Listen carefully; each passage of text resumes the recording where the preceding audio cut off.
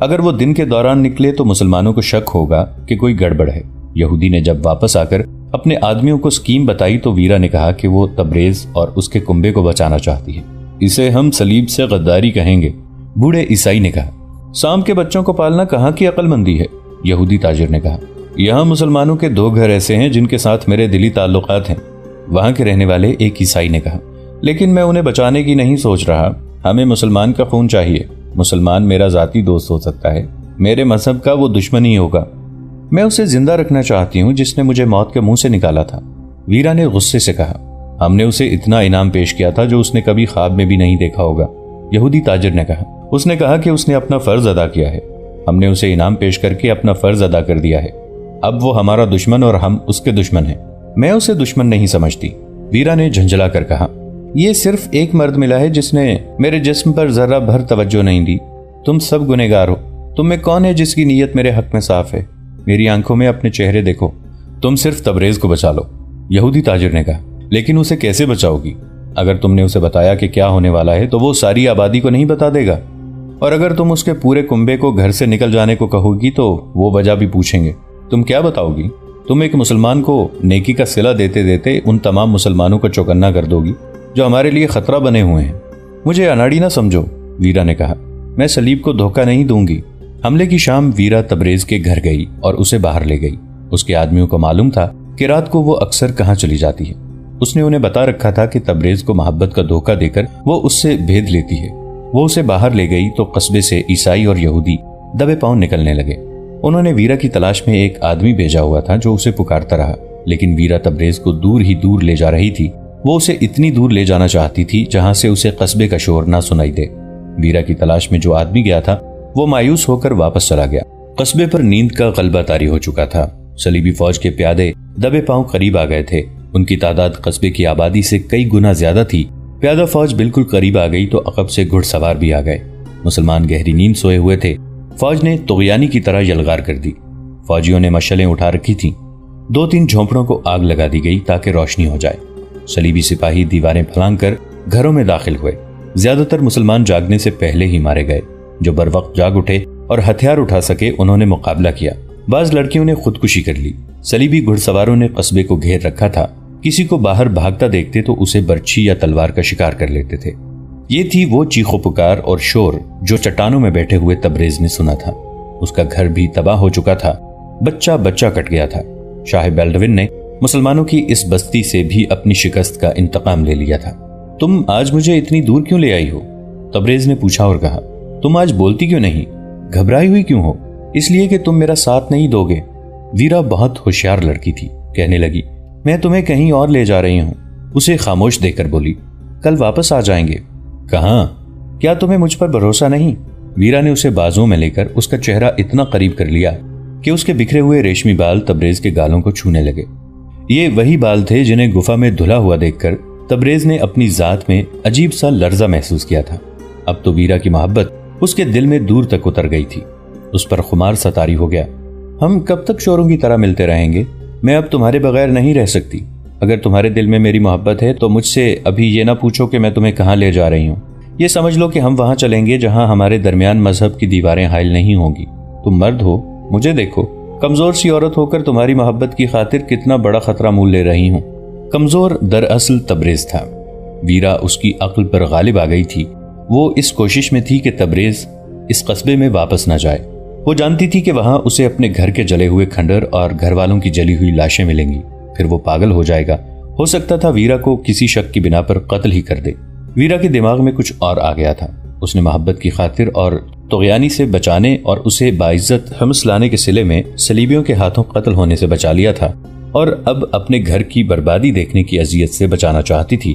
اس نے تبریز کو اٹھا لیا اور چل پڑی۔ تبریز اس کے ساتھ یوں جا رہا تھا جیسے ہیپناٹائز کر لیا گیا ہو۔ صبح طلوع ہوئی تو ہم اس جلے ہوئے کھنڈروں میں تبدیل ہو چکا تھا۔ وہاں کوئی مسلمان زندہ نہیں رہا تھا۔ بڑی مسجد کے مینار کھڑے تھے۔ خطیب اور اس کے ساتھی مقابلے کے بغیر شہید ہو گئے تھے۔ اس وقت ویرا تبریز کو لے کر صلیبی فوج کی خیمہ گاہ تک پہنچ چکی تھی۔ تبریز کا دماغ بیدار ہو گیا۔ اس نے ویرا سے پوچھا کہ وہ یہاں کیا لینے آئی ہے۔ ویرا نے اس کے وسوسے اپنی زبان کے کمال سے رفع کر دیے۔ اسے ایک طرف کھڑا کر کے اس نے ایک کماندار سے بات کی۔ کماندار نے اسے کوئی راستہ سمجھایا، ویرا تبریز کو لے کر ادھر چلی گئی۔ وہ جہاں پہنچے وہ شاہ بالڈون کی ذاتی خیمہ گاہ تھی جس پر محل کا گمان ہوتا تھا۔ محافظوں نے بہت کچھ پوچھ کر ویرا کو بالڈون کے خیمے میں جانے دیا۔ کچھ دیر بعد تبریز کو اندر بلا لیا گیا۔ بالڈون نے اسے سر سے پاؤں تک دیکھا اور کہا، یہ لڑکی تمہیں اپنے ساتھ رکھنا چاہتی ہے۔ اس نے ایسی خواہش کا اظہار کیا ہے جسے ہم رد نہیں کر سکتے۔ تمہیں کسی قسم کا شک یا ڈر نہیں ہونا چاہیے۔ میں اپنا مذہب تبدیل نہیں کروں گا، تبریز نے کہا۔ تمہیں مذہب تبدیل کرنے کو کس نے کہا ہے؟ ویرا نے کہا۔ پھر کیا ہوگا؟ تبریز نے پوچھا۔ میں یہاں رہ کر کیا کروں گا؟ مجھے واپس جانا ہے۔ تبریز، ویرا نے اسے اپنی طرف متوجہ کر کے اس کی آنکھوں میں آنکھیں ڈال دیں اور کہا، میں نے تمہیں کیا کہا تھا؟ مجھے بھی وہیں جانا ہے جہاں تمہیں جانا ہے۔ تبریز کچھ بھی نہ سمجھ سکا۔ عز الدین کا ایلچی سلطان صلاح الدین ایوبی کا جواب لے کر کبھی کا عز الدین کے پاس پہنچ چکا تھا۔ سلطان ایوبی کی ہدایت کے مطابق عز الدین نے ابن العون سے ایک ملاقات کر لی تھی اور اسے یقین دلایا تھا کہ وہ اس کے ساتھ دوستی کر لے گا اور سلطان ایوبی کو دھوکہ دے گا۔ اس نے ابن العون کو ایسے سبز باغ دکھائے تھے کہ وہ پوری طرح اس کے جھانسے میں آ گیا تھا۔ اس کے بعد ابن العون اسے ملنے قارہ حصار گیا تھا۔ قارہ حصار زرخیز اور سرسبز علاقہ تھا جسے دیکھ کر ابن العون کے چہرے پر رونق آ گئی تھی۔ اس سے چند ہی روز بعد سلطان ایوبی اپنی فوج کے ساتھ قارہ حصار کے قریب جا خیمہ زن ہوا۔ ان کی فوج تھکی ہوئی تھی لیکن وہ آرام میں وقت ضائع نہیں کرنا چاہتے تھے۔ یہ خطرہ بھی تھا کہ حملے میں تاخیر ہو گئی تو ابن العون کو فوج کی آمد کی خبر مل جائے گی۔ اسے توقع تھی کہ ابن العون کے ساتھ بڑا سخت مقابلہ ہوگا۔ اس خطرے کے پیش نظر سلطان ایوبی نے حلب کی فوج کو بھی بلا لیا تھا۔ یہ اس معاہدے کے تحت تھا جو سلطان ایوبی نے الملک الصالح کو شکست دے کر اس کے ساتھ کیا تھا۔ آدھی رات سے کچھ دیر بعد سلطان ایوبی نے اپنی فوج کو یلغار کے لیے کوچ کا حکم دیا۔ انٹیلیجنس رپورٹوں سے معلوم ہو گیا تھا کہ آرمینیوں کی چوکیاں کہاں کہاں ہیں اور ان میں کتنی نفری ہے۔ نفری جتنی بھی تھی وہ بے خبر پڑی تھی۔ عز الدین کی طرف سے تو انہیں حملے کا خطرہ ہی نہیں تھا اور سلطان ایوبی کا وہاں اتنی خاموشی سے پہنچ جانا ان کے وہم و گمان میں بھی نہیں آ سکتا تھا۔ سلطان ایوبی کی یلغار سے طرفہ تھی۔ ہر حملہ آور کالم کے ساتھ عز الدین کے مہیا کیے ہوئے گائیڈ تھے۔ سلطان اس کالم کے ساتھ تھے جس نے نہر الاسود یعنی دریائے سیاہ کی طرف سے حملہ کیا تھا۔ یہ دریا ابن العون کے ملک کی سرحد تھا۔ اس پر کشتیوں کا پل بنا ہوا تھا۔ دریا کے کنارے آرمینیوں کا قلعہ مخازۃ الاحزان تھا۔ ابن العون اسی قلعے میں مقیم تھا۔ اسے سر کرنے سے تمام تر علاقہ فتح ہو سکتا تھا، اسی لیے سلطان ایوبی اپنی فوج کے اس کالم کے ساتھ رہے۔ اس کی قیادت سلطان ایوبی کا بھتیجا فرخ شاہ کر رہا تھا، جو غیر معمولی طور پر بہادر اور حرب و ضرب کا ماہر تھا۔ دوسرے دو کالموں نے چوکیوں پر حملے کر کے دشمن کی فوج کو ہلاک یا قید کر لیا اور چوکیوں کو آگ لگا دی۔ دہشت پھیلانے کے لیے بعض بستیوں کو بھی آگ لگا دی گئی۔ ابن العون کی آنکھ اس وقت کھلی جب سلطان ایوبی کے جانباز کمندیں پھینک کر قلعے کی دیواروں پر چڑھ گئے تھے اور منجنیقوں سے وزنی پتھر پھینک کر قلعے کا دروازہ توڑا جا چکا تھا۔ قلعے میں فوج سوئی ہوئی تھی۔ ابن العون دوڑ کر قلعے کے ایک مینار پر گیا۔ دور اسے آگ کے شعلے نظر آئے۔ وہ ابھی سوچ بھی نہ پایا تھا کہ یہ کیا ہو رہا ہے اور وہ کیا کرے کہ سلطان ایوبی کا ایک جانباز جیش اس پر ٹوٹ پڑا۔ اس کے محافظوں نے مقابلہ تو خوب کیا لیکن مارے گئے اور ابن العون کو قید کر لیا گیا۔ صبح طلوع ہو رہی تھی جب ابن العون کو سلطان ایوبی کے سامنے کھڑا کیا گیا۔ سلطان ایوبی حکم دے چکے تھے کہ قلعے کو مسمار کر دیا جائے۔ ان کی فوج اس کام کے لیے کافی نہیں تھی۔ عز الدین بھی سلطان ایوبی کے ساتھ تھا۔ سلطان ایوبی کے کہنے پر ابن العون نے ہر طرف قاصد اس حکم کے ساتھ دوڑا دیے کہ تمام فوج ہتھیار ڈال کر قلعے کے قریب آ جائے۔ فوج کے آنے تک سلطان ایوبی نے عز الدین کے کہنے پر ابن العون کے ساتھ صلح کی شرائط طے کر لی۔ ان میں ایک یہ تھی کہ ابن العون اپنی آدھی فوج سلطان ایوبی کے حوالے کر دے، دوسری یہ کہ ابن العون کی فوج کی حد مقرر کر دی گئی، تیسری یہ کہ ابن العون سالانہ جزیہ دیتا رہے، اور ایسی چند اور شرائط تھیں جنہوں نے ابن العون کو برائے نام حکمران رہنے دیا۔ جب ابن العون کی فوج ہتھیار ڈال کر قلعے کے قریب اکٹھی ہو گئی تو سلطان ایوبی نے اس فوج کو حکم دیا کہ قلعے کو اس طرح مسمار کر دیں کہ اس کا نشان بھی باقی نہ رہے۔ شکست خوردہ فوج نے اسی وقت قلعہ مسمار کرنا شروع کر دیا اور سلطان ایوبی اپنی فوج کو مسافہ نام کے ایک گاؤں کے قریب لے گئے۔ انہوں نے حلب کی فوج واپس بھیج دی اور اپنی فوج کو آرام کی لمبی مہلت دی۔ ابن العون کی جو آدھی فوج انہوں نے لی تھی وہ عز الدین کو دی، مگر سلطان ایوبی کو معلوم نہ تھا کہ ان کی فوج کی خیمہ گاہ جس سلسلہ کوہستان کے دامن میں ہے اس کے اندر اور اس کی بلندیوں پر بالڈون کی فوج آ چکی ہے اور وہ عقاب کی طرح ان پر جھپٹنے کو پر تول رہی ہے۔ سلطان ایوبی نے اس علاقے میں دیکھ بھال کی ضرورت محسوس نہیں کی تھی کیونکہ انہیں کسی فوج کا خطرہ نہیں تھا۔ تقریباً تمام مورخوں کی تحریروں سے حیرت کا اظہار ہوتا ہے کہ سلطان ایوبی نے عز الدین کے پیغام پر کیوں اپنا اتنا بڑا پلان تبدیل کر کے ابن العون جیسے غیر اہم حکمران پر فوج کشی کی، جس میں انہوں نے بے شک فتح حاصل کی، لیکن جو وقت اور جو فوج ضائع ہوئی اس کی قیمت زیادہ تھی۔ ارنول نام کا مورخ لکھتا ہے کہ سلطان ایوبی ارد گرد کے خطروں کو کم کرنا چاہتے تھے۔ اس وقت کے وقائے نگار، جن میں اسد الاسدی قابل ذکر ہیں، لکھتے ہیں کہ سلطان ایوبی عز الدین کا پیغام پڑھ کر جذبات کے غلبے میں آ گئے تھے۔ بہرحال جنگ کے ماہرین نے سلطان ایوبی کے اس حملے کو سراہا نہیں۔ وہ لکھتے ہیں کہ سلطان ایوبی کو معلوم تھا کہ قریب ہی کہیں شاہ بیلڈوین کی فوج ہے جو سلطان ایوبی پر اس وقت حملہ کر سکتی تھی جب وہ ایک ہی رات میں حاصل کی ہوئی فتح کے مابعد کے انتظامات میں مصروف تھے۔ مورخ اس بات پر بھی حیران ہے کہ بیلڈوین نے اپنی فوج کو اس وقت پہاڑی علاقے میں جنگی ترتیب میں پھیلا دیا تھا جب سلطان ایوبی کی فوج پہاڑیوں کے دامن میں خیمے گاڑ رہی تھی۔ شاہ بیلڈوین نے حملے میں تاخیر کی۔ کسی بھی مورخ کو معلوم نہیں کہ یہ اس کی شاہانہ حماقت تھی یا کوئی مجبوری۔ اگر وہ اسی وقت حملہ کرتا تو سلطان ایوبی کی حالت وہی ہوتی جو رملہ میں ہوئی تھی، شکست اور پسپائی۔ سلطان ایوبی کو وہاں خیمہ زن ہونے کے بعد بھی پتہ نہ چلا کہ شاہ بیلڈوین ان کے سر پر بیٹھا دانت تیز کر رہا ہے۔ بلندیوں سے بیلڈوین کے دیکھ بھال والے آدمی سلطان ایوبی کی خیمہ گاہ کو دیکھتے رہتے اور بیلڈوین کو بتاتے رہتے تھے۔ یہ غالباً پہلا موقع تھا کہ سلطان ایوبی کا جاسوسی اور دیکھ بھال کا نظام ڈھیلا پڑ گیا تھا۔ تبریز بھی اس فوج کے ساتھ تھا۔ ویرا نے ابھی تک اسے بتایا نہیں تھا کہ وہ اسے اپنے ساتھ کیوں لے آئی ہے۔ وہ شاید اسے عیسائی بنا کر جاسوس بنانا چاہتی تھی۔ اس میں دونوں باتیں تھیں، صلیب کی وفاداری بھی اور تبریز کی محبت بھی۔ شاہ بیلڈوین کو تبریز کے ساتھ کوئی دلچسپی تھی یا نہیں، اسے ویرا کے ساتھ گہری دلچسپی تھی کیونکہ وہ بہت خوبصورت تھی۔ ایک روز ویرا نے بیلڈوین سے کہا تھا کہ وہ اسے اس کے ہیڈ کوارٹر میں بھیج دے جو اکرا میں تھا۔ بیلڈوین نے اسے روک دیا تھا۔ یہ اس جگہ کی باتیں ہیں جو ہمس کے قریب تھی۔ ایک روز بیلڈوین کو جاسوسوں نے اطلاع دی کہ سلطان ایوبی کی فوج تل خالد کو جا رہی ہے۔ بیلڈوین کے وہم و گمان میں بھی نہیں تھا کہ سلطان ایوبی ابن العون پر حملہ کرنے جا رہے ہیں۔ وہ اس علاقے سے واقف تھا۔ اس نے فوراً اپنی فوج کو مسافہ کی پہاڑیوں کی طرف کوچ کرنے کا حکم دے دیا۔ اس کا پلان یہ تھا کہ وہ سلطان ایوبی کو ان پہاڑیوں میں گھسیٹ کر لڑائے گا۔ اس پلان کے مطابق اس نے پہاڑیوں کی موزوں بلندیوں اور ڈھکی چھپی جگہوں میں اپنی فوج کو پھیلا دیا۔ یہ بہت بڑے پیمانے کی گھات تھی۔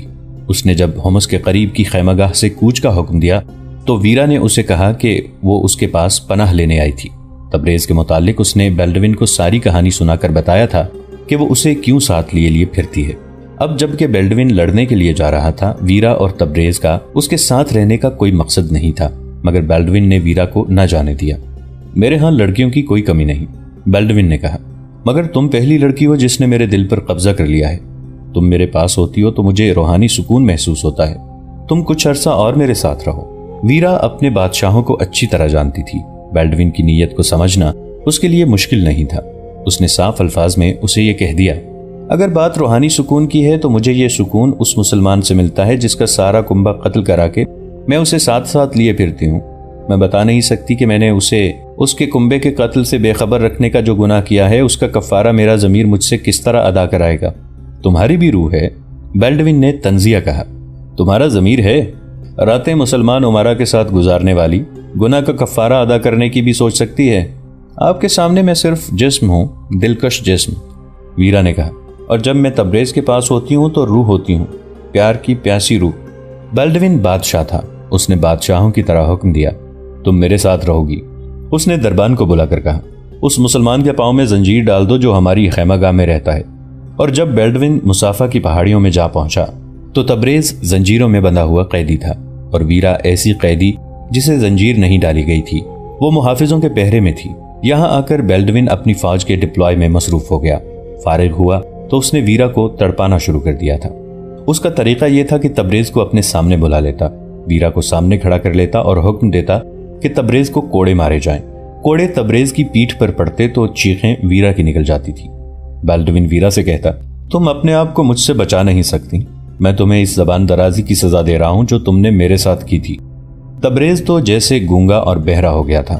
اسے کچھ سمجھ نہیں آتا تھا کہ یہ کیا ہو رہا ہے۔ اسے یقین نہیں آتا تھا کہ اسے یہ سزا ویرا دلا رہی ہے۔ ویرا کی چیخوں اور آہوزاری سے وہ سمجھ گیا کہ ویرا بھی مظلوم ہے۔ تبریز برداشت کرتا رہا، مگر ایک روز ویرا کی برداشت ٹوٹ گئی۔ वो बेल्डविन के पास चली गई, उसके पांव पकड़कर माफी मांगी और कहा कि जब तक कहेंगे और जिस तरह कहेंगे आपके साथ रहूंगी, तबरेज को छोड़ दें।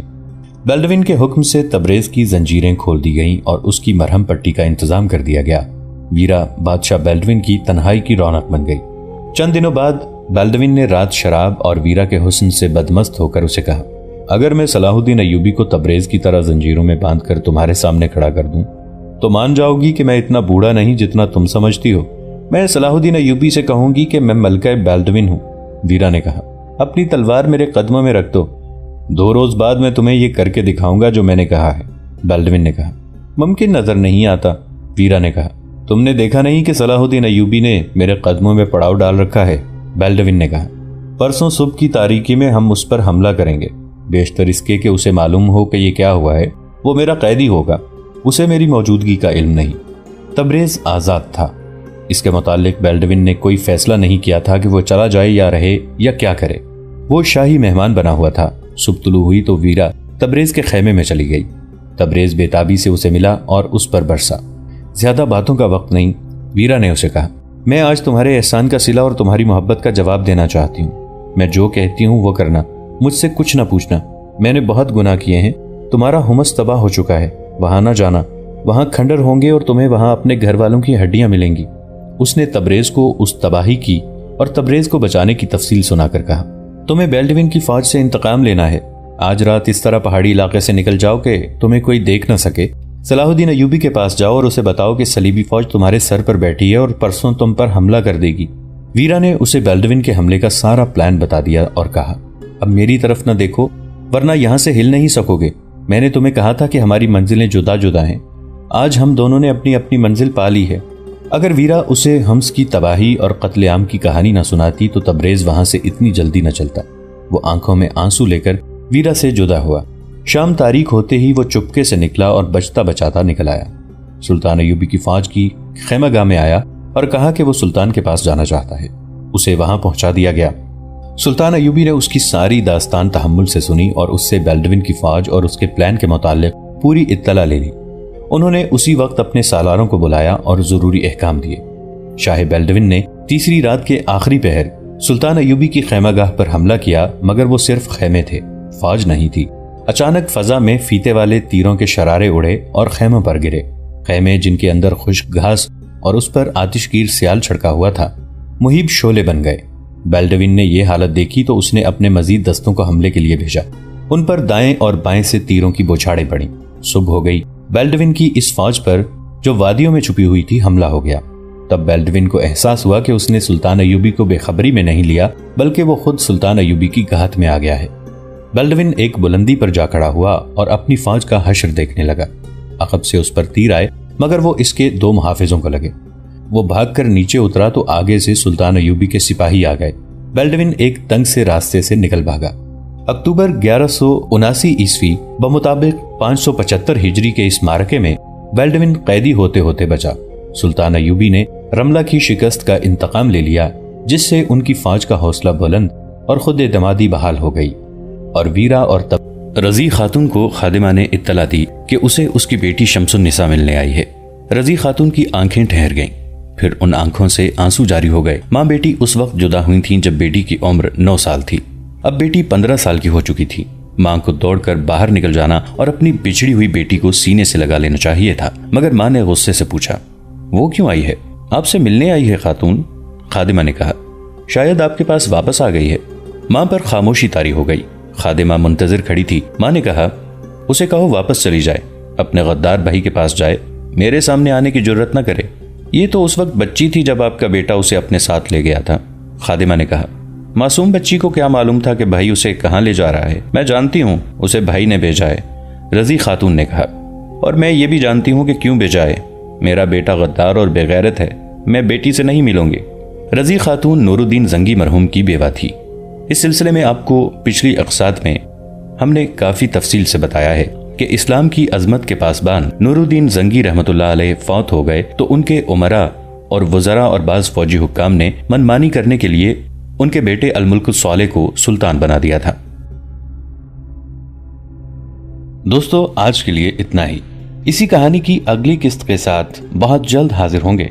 نیچے کامنٹ سیکشن میں اپنی رائے کا اظہار ضرور کیجیے گا۔ ہمارے اس چینل کو سبسکرائب کر کے نیچے موجود بیل آئیکن کو بھی ضرور کلک کیجیے گا۔ اگلی ملاقات تک کے لیے ہمارا اور آپ کا اللہ نگہبان۔